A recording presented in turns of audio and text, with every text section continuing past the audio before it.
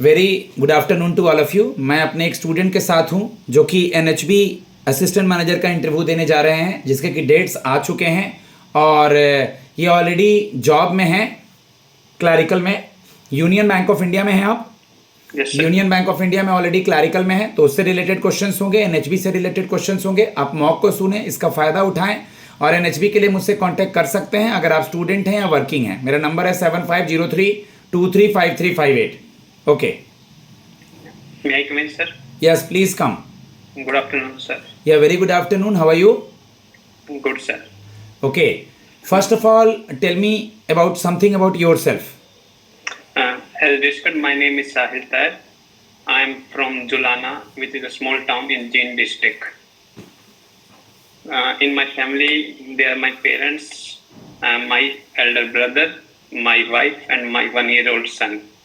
Currently, I am working in Union Bank of India, posted in Pundri, which comes under Kaithal district, and I am working as a clerical.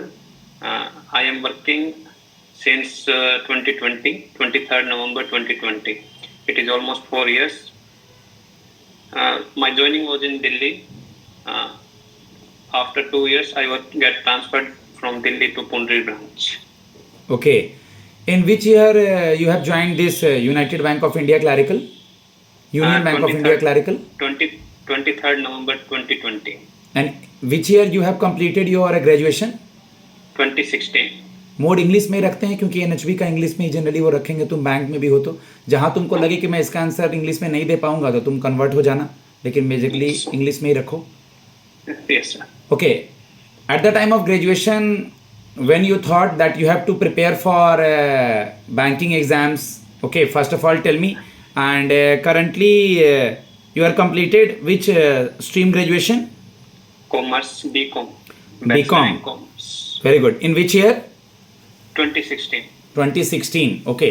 After 2016, what you have did At till the time joining of, the bank? Please describe the gap year. At the time of pursuing my graduation, I was also pursuing chartered accountancy course.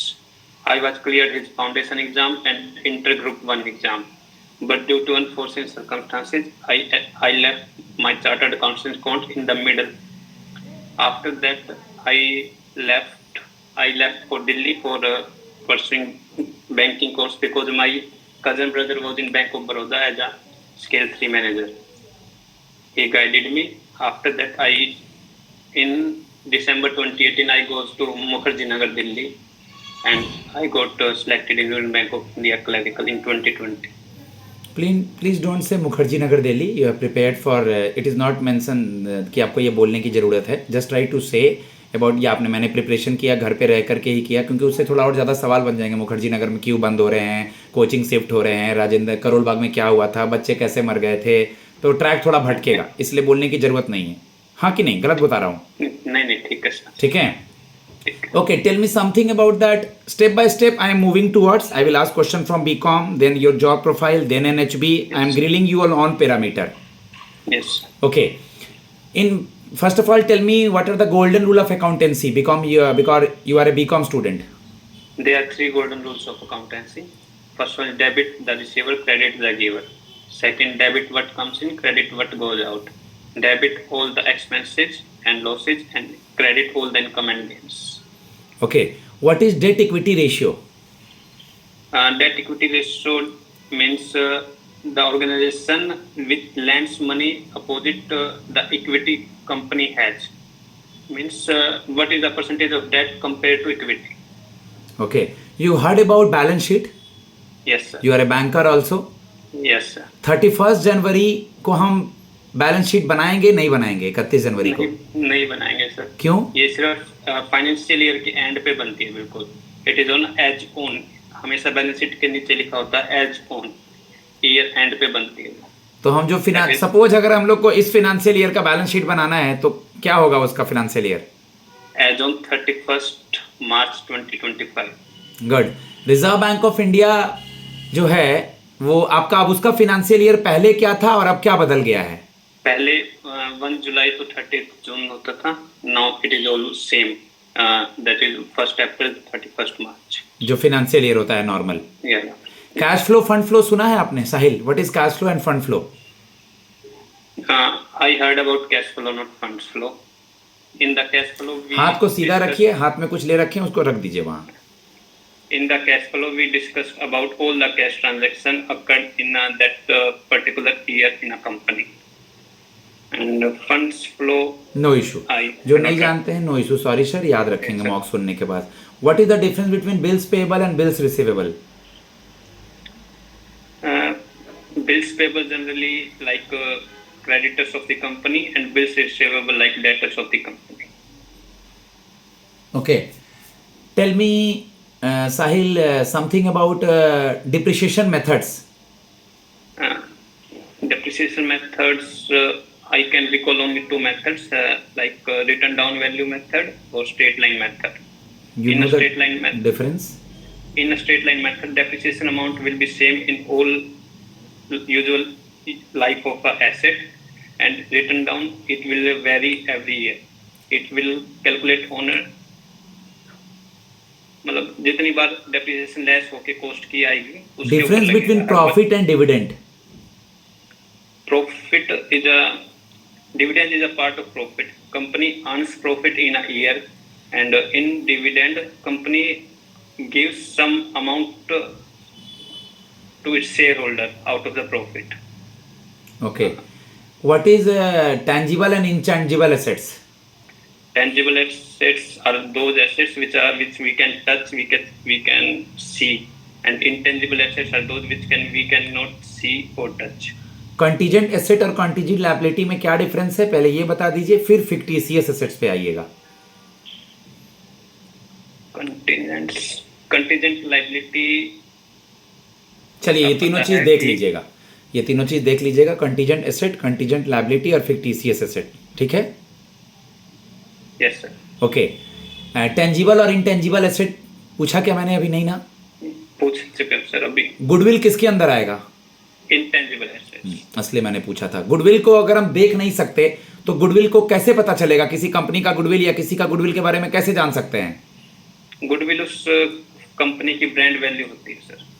Generally partnership firm में calculate होती है जब कोई partner withdraw करता है या add होता है. You are working in a bank. What is twin balance sheet issue? No idea sir. Or when a bank given a loan to a organization and that organization invested in some work, but the company is in the loss, then the company balance sheet is in the loss and they are not in a condition to repay the loan of the bank. The bank balance sheet also is in the loss. Mean twin balance sheet issue. Okay. Okay. Domestically systematic important bank. It is the news from the last 2 to 3 days and it is always in the news. Name the three bank and what is it? State bank of India, HDFC bank and ICICI bank. इसका मतलब होता है जो hard to fail होते हैं, अगर ये fail होते हैं तो इंडियन की इकोनॉमी पे बहुत बड़ा इफेक्ट पड़ेगा. RBI हर ईयर डिसाइड करता है कौन से बैंक इम्पोर्टेंट है. Okay. Tell me something about your job profile. What you are doing currently? Currently I am working on advances. What is the difference between loans and advance? Both are synonyms. No. You are a banker. Loan is for longer period of time. Loan is for longer period of time and advance means cash credit overdraft, short period. Oh. Now is it clear? Good. Yeah. What is the CASA of your branch? Around 56 crores. NPA? NPA around 3 crores. What is the biggest assets and biggest liability of a bank? Biggest assets, CASA, demand deposits, time deposits. It is not. It is not asset for a bank. It is Liabilities. asset for a customer. It is the biggest liability. CASA is the liability for a bank. Then what is the Assets. asset for a bank? Loans. Loans when recover with interest. Interest. Okay. Oh yes sir. You are working in, continue. You are telling that gold something, continue. I am currently working. मैं देख रहा हूँ KCC, gold loans और मुद्रा loans. Okay. KCC, gold loan or mudra loan. Okay. Yes, sir. You have to encourage the KCC. Okay. Yes, Means sir. you have to told the customer regarding importance of KCC in the rural area.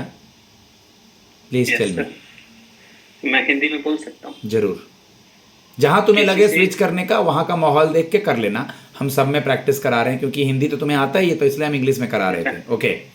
अपने bank के compare कर सकता हूँ या general वे में बात करनी है नहीं, केसीसी के लिए? अपने बैंक से ही कंपेयर करके बताओ ना।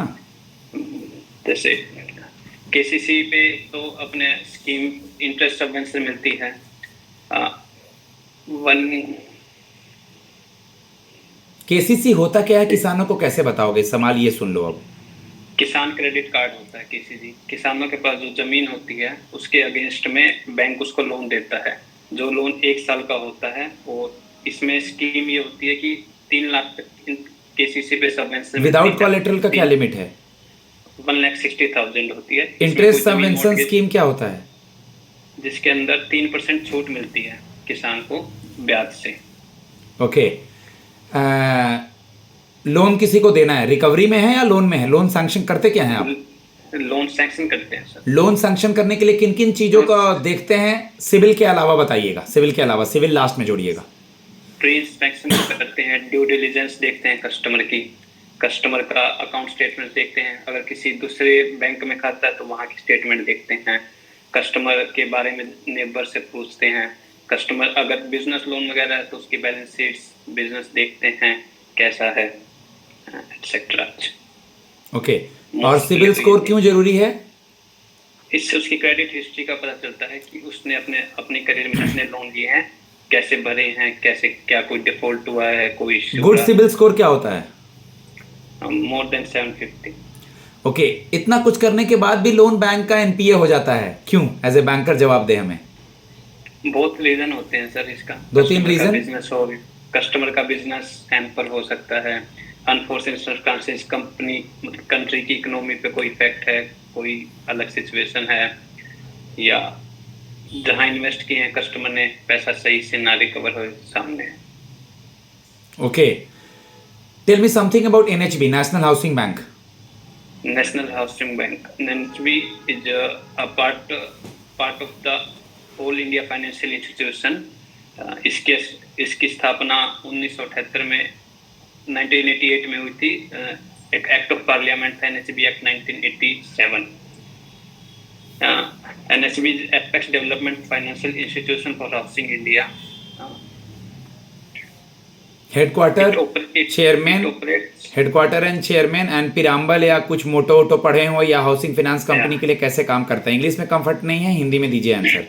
एनएचबी का प्रीएम्बल है, it operates as a principal agency to promote housing finance institution both at local and regional level and other support like low cost long term liquidity to housing finance institution and other support etc. NHB का headquarter new Delhi and इसके CMD हैं, MD हैं mister Sanjay. Housing finance company को NHB कैसे देखता है और इसमें आरबीआई क्या रोल प्ले करता है? आरबीआई रेगुलेट करता है हाउसिंग फाइनेंस कंपनीज की, इनकी पॉलिसी आरबीआई बनाता है और एनएचबी उनको सुपरवाइज करता है, उनको लोन देता है, रीफाइनेंस करता है। रीफाइनेंस क्या होता है? जैसे इंडिविजुअल बैंक से लोन लेता है और बैंक को जो डिपार्टमेंट लोन देता है उसको रीफाइनेंस करते हैं। रेसिडेक्स इंडेक्स क्या होता है? What is residex index?